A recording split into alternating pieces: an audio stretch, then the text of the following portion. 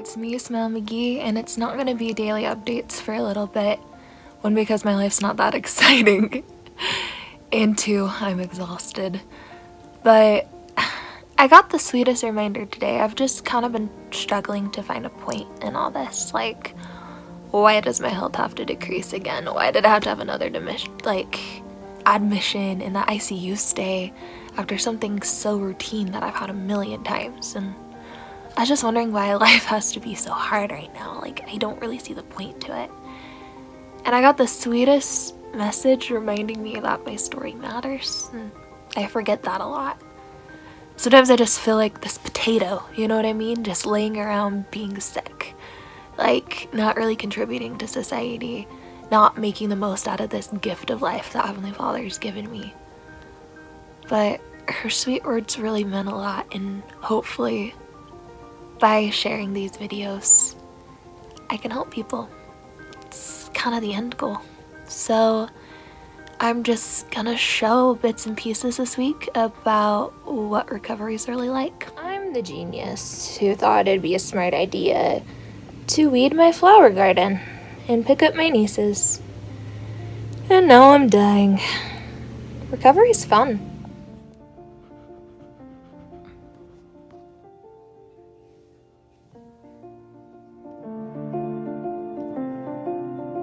It's been rough. I've puked today.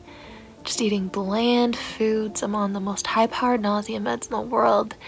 And I've been trying to be who I was before I was admitted. And thinking I'm at that standpoint, which I'm not. I'm far from it. And my house is a little bit of a madhouse right now. And it makes it hard because I'm not the type who wants to be treated like they're sick or act like they're sick. But right now I'm sick. And what's a girl to do? Doing things I physically shouldn't do. Started online shopping instead, because that's a good solution. Got some really cute stickers for my laptop. This recovery's dangerous for your body, for your soul, for your wallet. That's awesome. I was telling you guys how tired I was last night. I didn't realize I fell asleep with a freaking pair of scissors on my bed. I woke up, I just got back into bed and something was rubbing on my foot. And it was scissors. So you guys know how food and me just haven't been getting along. My neighbor and friend in the ward was really sweet and brought my family over this amazing chicken pot pie. I usually hate chicken pot pie, but this is one of the only things that has actually smelled good in 10 days. And I'm able to keep down 4 or 5 bites at a time. So I've been slowly eating it, and I'm sure my body is loving it.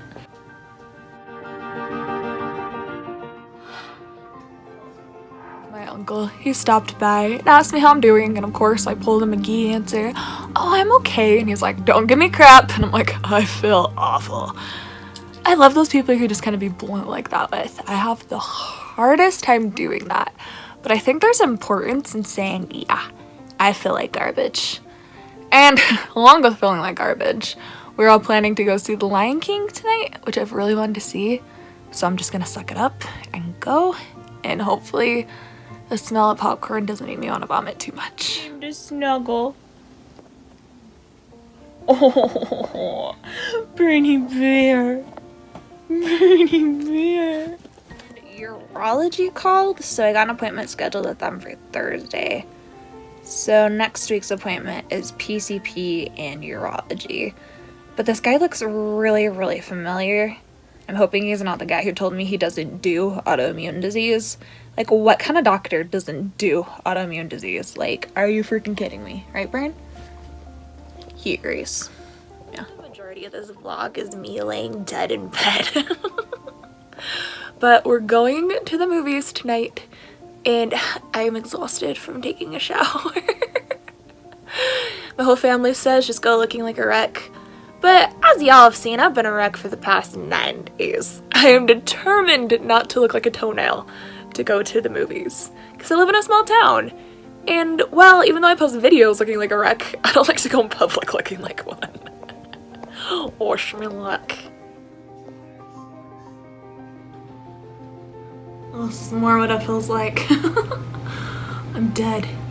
I'm so dead. Yes. You almost let me get your tummy.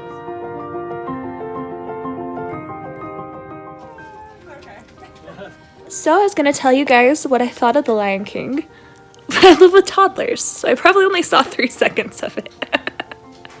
The CGI was gorgeous. I still don't like Beyonce.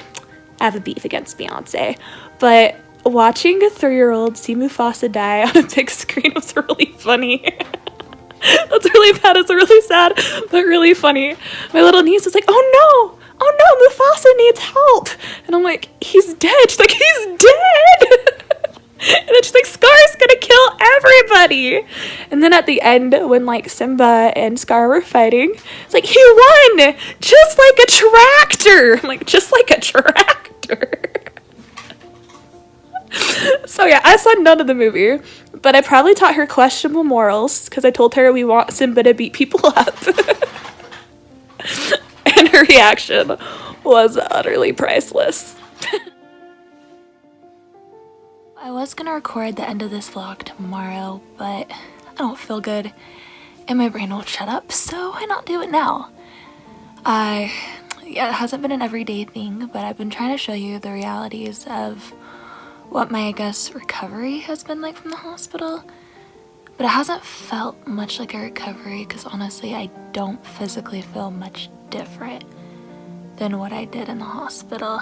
Everything is still really, really hard. I'm wanting to hop back into normal life, but I have to remember that my body's been through a lot. And emotionally, it's just kind of felt like a lot. Like, especially that scope. I've been having little memories of like things I forgot that happened when I couldn't breathe after that scope. And that scope was a simple procedure. I've had that procedure at least 20 times, but I remember that lady asking me to like stay with her, and if the lady had the ambu bag and crash cart, just that feeling of not being able to breathe. And it's just reminded me of the fragility of the situation I'm in and the fragility of life, that we just, at any given time, we don't know. The simplest of things can turn into a medical emergency, and it's just kind of terrifying. And my whole situation right now, I'm still swollen. Nothing's really changed. I just have a ton of outpatient appointments, and it's just kind of terrifying because I don't know, I've lost hope that they'll ever find anything. I know that's bad, but that's kind of the reality of my situation, the reality of rare disease. There's a lot medicine doesn't understand, and I have a feeling I am what medicine doesn't understand. And I've been praying a lot, and I've gotten a lot of different opinions, but even in the scriptures, people had times where they struggled, where they screamed, cried at God and asked, why do I have to go through this? Why does life have to be so hard? And lately for my family, life has just been hard. This recovery has been hard. Like before this, when I was on those 2 months of macrobid, I felt stability with my health for the first time in a long time, and it felt so good. And this is the sickest I've felt in so long. And I felt guilty for asking God why, because he still has blessed me with so much. But I remember a lot of people, like Joseph, Noah, a bunch of others. Like you look at all the great people in the scriptures, and they went through hard things. And they asked God why, they screamed, they cried, and that's okay. I think part of having a relationship with Heavenly Father is treating him like someone you love and trust.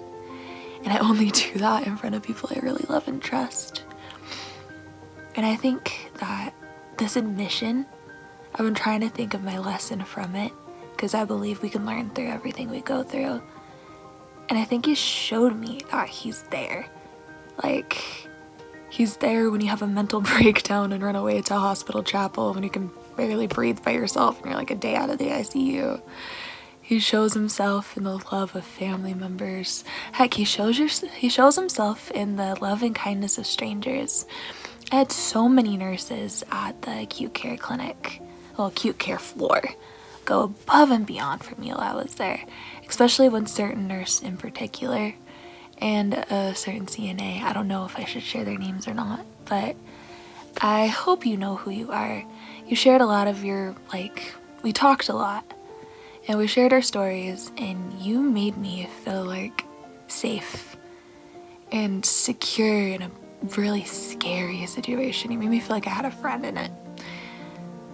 And I can't tell you how much that meant. The one thing I wish I could do was to have said goodbye to both of you before I left. So just know you both deeply touched my heart, and you both deserve the best this world has to offer.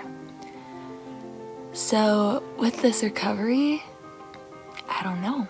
I don't know how long I'm gonna feel this gross.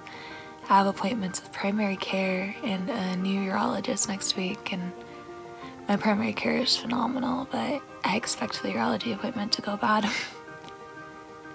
And I guess I'm just gonna trust that God's there, even when I can't see it, even when I'm so frustrated, I wanna scream, and I feel so sick, and I just wanna be stronger in every way possible.